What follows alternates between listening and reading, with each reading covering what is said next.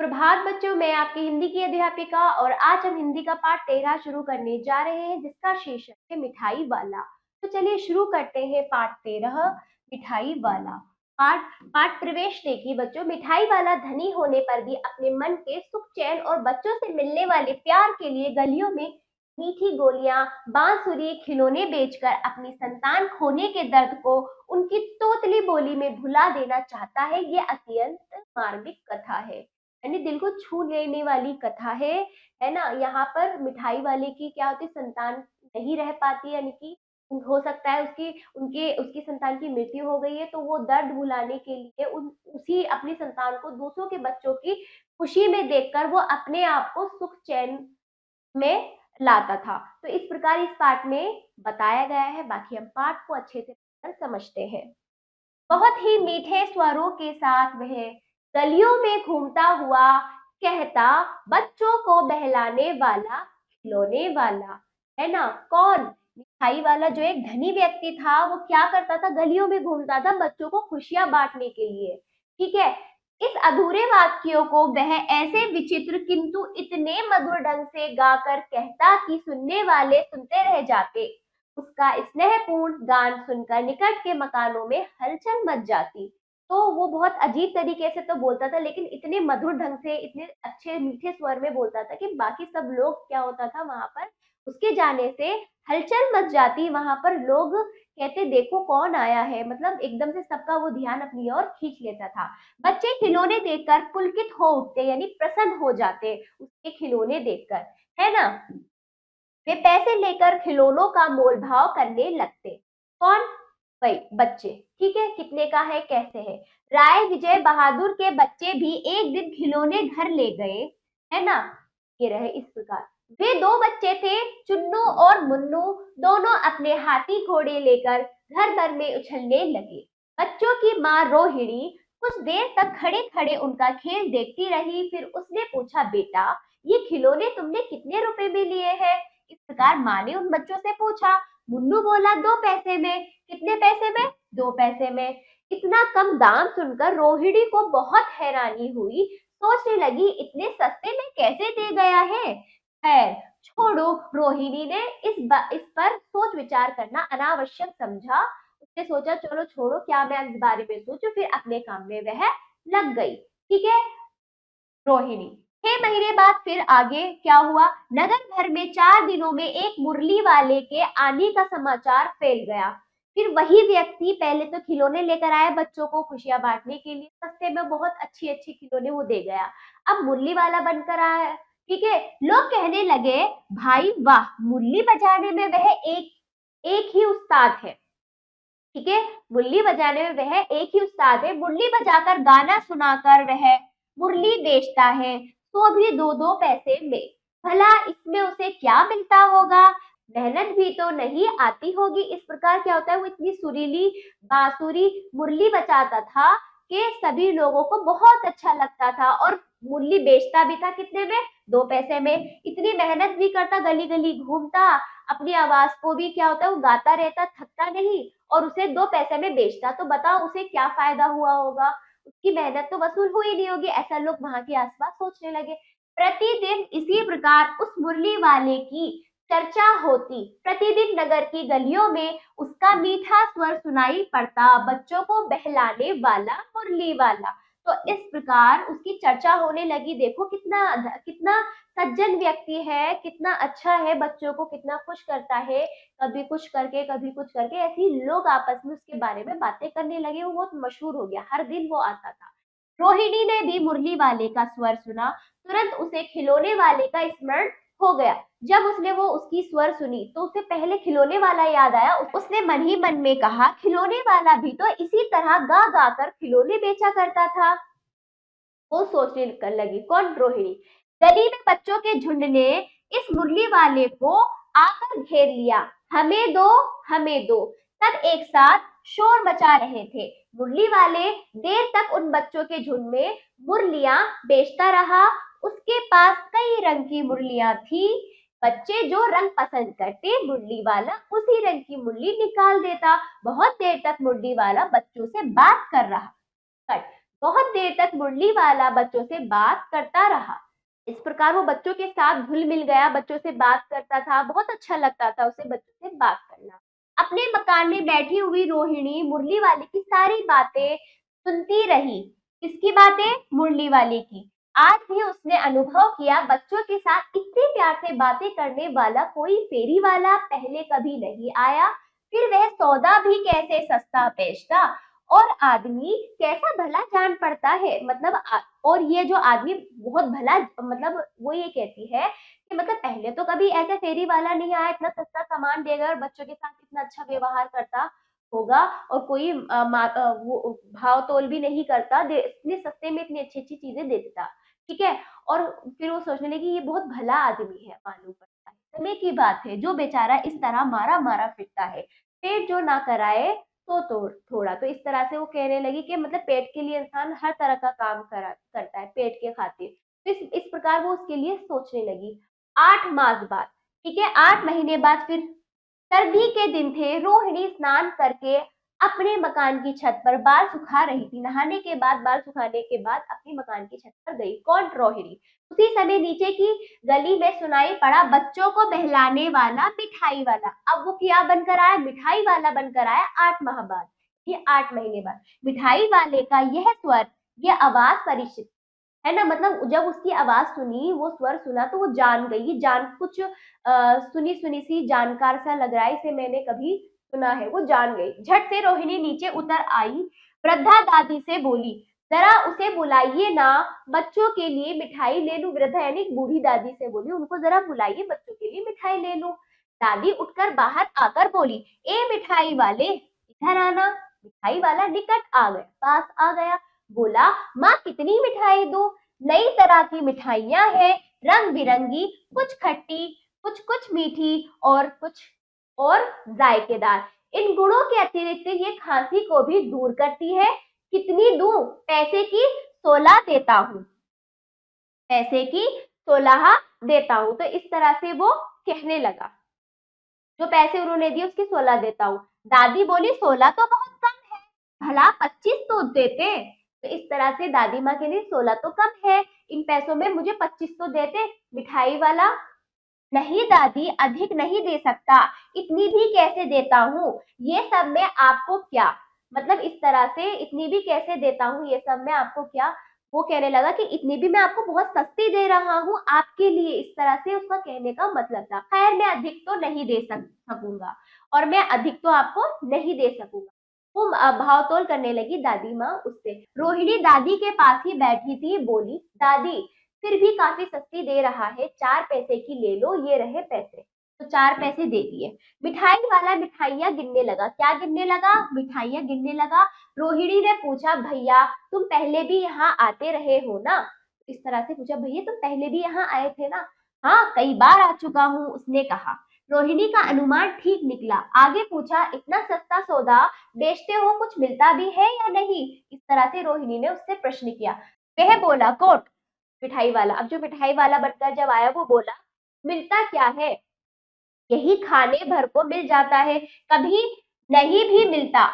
तो वो कहता है कभी मिल जाता है खाने भर को, कभी नहीं मिलता, इतना कुछ मुझे फायदा लाभ नहीं होता। इससे कहने का ये मतलब था। पर हाँ, संतोष और धीरज और कभी कभी असीम सुख जरूर मिलता है और यही मैं चाहता हूँ। वो कहता है कि मुझे इसमें ज्यादा धन तो नहीं मिलता, ज्यादा फायदा तो नहीं होता, लेकिन मुझे क्या तो सुकून मिलता है, संतुष्ट हो रहता हूँ, मैं खुश रहता हूँ, मैं प्रसन्न रहता हूँ। इतना मैं बच्चों के लिए करता हूँ, सस्ते में चीजें लाकर उनसे मिलकर उनसे बातचीत, है ना, उसे खुशी मिलती। तो कैसे, वे भी बताओ। फिर रोहिणी ने पूछा, वो कैसे सुख मिलता है आपको, बताओ हमें। गंभीरता के साथ मिठाई वाला ने कहा, मैं भी अपने नगर का एक प्रतिष्ठित आदमी था। मतलब मैं अपने नगर का बहुत जाना माना धनी व्यक्ति था। मकान, व्यवसाय, गाड़ी, घोड़े, नौकर चाकर सभी कुछ था। स्त्री थी, छोटे छोटे 2 बच्चे थे। विधाता की लीला, विधाता की लीला यानी भगवान ने ऐसा किया, अब कोई नहीं है, इसीलिए अपने उन बच्चों की खोज में निकलता हूँ। वे सब है तो यही कहीं, तो वे सब है। तो वो कहते हैं कि मेरे पास सब कुछ था, धन दौलत, गाड़ी, जायदाद, घर, सब कुछ था, बीवी थी, बच्चे थे, लेकिन भगवान की ऐसी लीला हुई, विधाता यानी भगवान ईश्वर, उसकी ऐसा ऐसी लीला हुई कि मेरे से सब कुछ छिन गया। अब मैं उन्हीं में अपने 2 बच्चों, अपने परिवार की खोज में इस तरह से घूमता-फिरता रहता हूँ, कहीं न कहीं। ठीक है? वो यही कहीं न कहीं होंगे।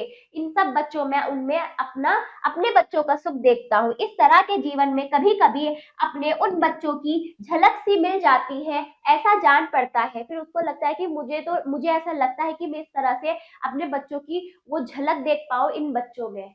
जैसे वे इन्हीं में उछल-उछल कर हँस खेल रहे हैं। पैसों की कमी थोड़ी ही है, आपकी दया से पैसे तो काफ़ी है।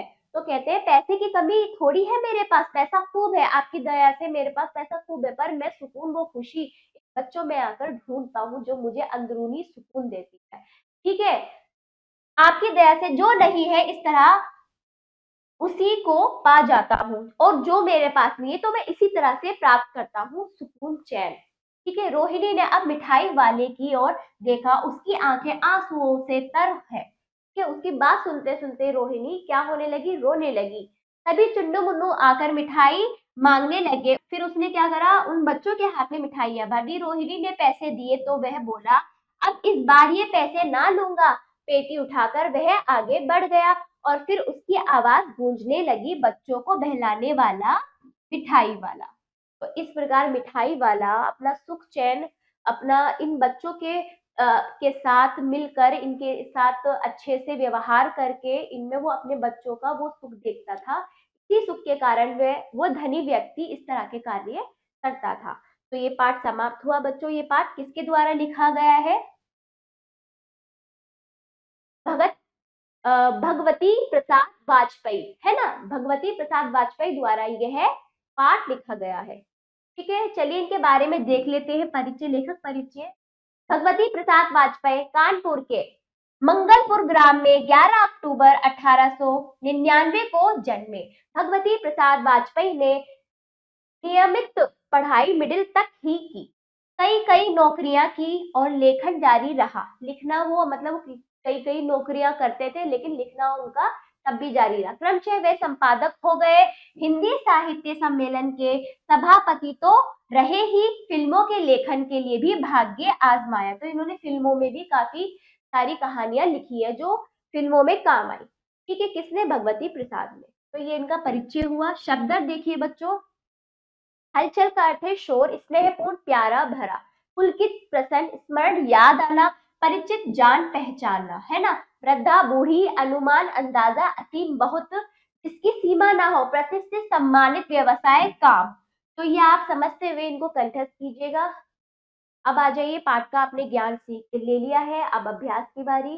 बोलकर आप इन प्रश्नों को पढ़ के उत्तर देंगे स्वयं। लिखित आ जाइए बच्चों, सही उत्तर वाले गोले को रंगिए। कहा देखिए, बच्चे क्या लेकर उछलने कूदने लगते थे? क्या? खिलौने, मिठाई, बांसुरी। क्या लेकर? खिलौने। ठीक है, अगला देखिए ख। 8 मास बाद कैसे दिन थे? सर्दी के। अगला, मिठाई वाले के कितने बच्चे थे? कितने बच्चे थे मिठाई वाले के? 2। फिर घ देखिए, मुन्नू ने खिलौने कितने पैसे में खरीदे? कितने पैसे में खरीदे खिलौने? 2 पैसे में। अगला, मिठाई वाला अपने नगर का कैसा व्यक्ति था? प्रतिष्ठित व्यक्ति। ठीक है, अब आजिए अगला अभ्यास। किसने किससे कहा? ये वाक्य किसका डायलॉग, यानी ये वाक्य किसने किससे कहा? ये खिलौने तुमने कितने रुपए में लिए? किससे कहा? किसने कहा? रोहिणी ने।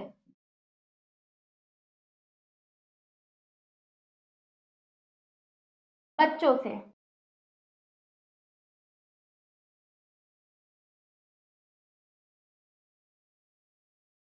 किसने कहा दूसरा? ए मिठाई वाला इधर आना, वृद्धा दादी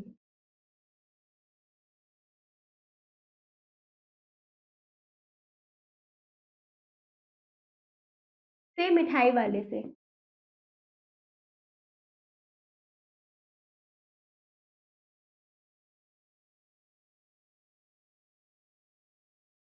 ठीक है, पैसे की 16 देता हूँ, तो ये किसने कहा? मिठाई वाले ने।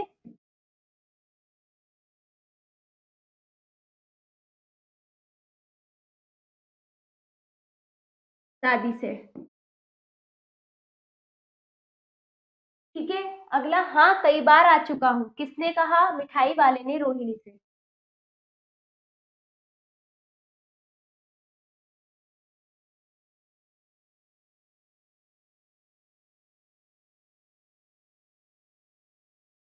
फिर इतना सस्ता सौदा बेचते हो, ये किसने कहा?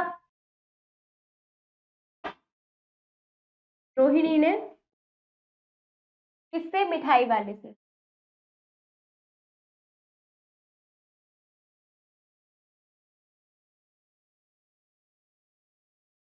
ठीक है, तो इस प्रकार हमें बताना था किसने किससे कैसा वाक्य कहा, ये हुआ पूरा। वाक्य पढ़कर सही या गलत का निशान लगाइए। का देखिए, बच्चे पैसे लेकर मिठाई का नहीं, खिलौने का, सबसे पहले वो खिलौने बेचने आया था तो गलत।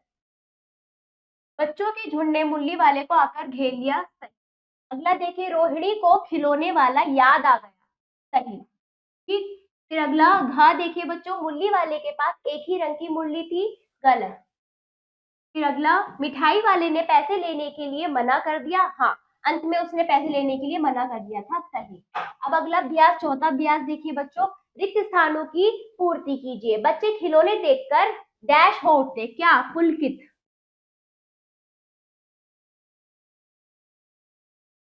चलिए बच्चों, अगला अगला रिक्त स्थान देखिए, नगर भर में 4 दिनों में,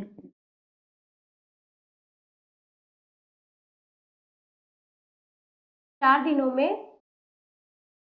मुरली वाले के आने का समाचार फैल गया। अगला देखिए, रोहिणी डैश की बातें सुनती रही, किसकी? मिठाई वाले की। फिर मिठाई वाला डैश गिनने लगा, क्या? मिठाइयाँ।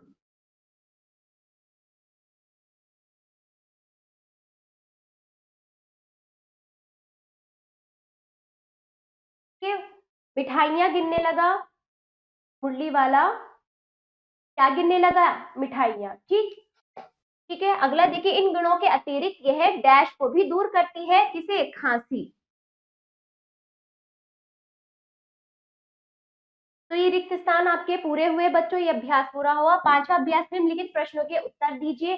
तो इनके प्रश्न आप पढ़िए अच्छे से, इनको लिखित रूप में पाठ के अनुसार स्वयं अभ्यास पुस्तिका में देंगे। आप सभी अभ्यास अच्छे से पढ़कर पाठ को स्वयं करेंगे। तो ये पाठ समाप्त हुआ। आशा करती हूँ ये बच्चों, ये पाठ आपको अच्छे से समझ आया होगा। और अब हम मिलते हैं अगले पाठ पर।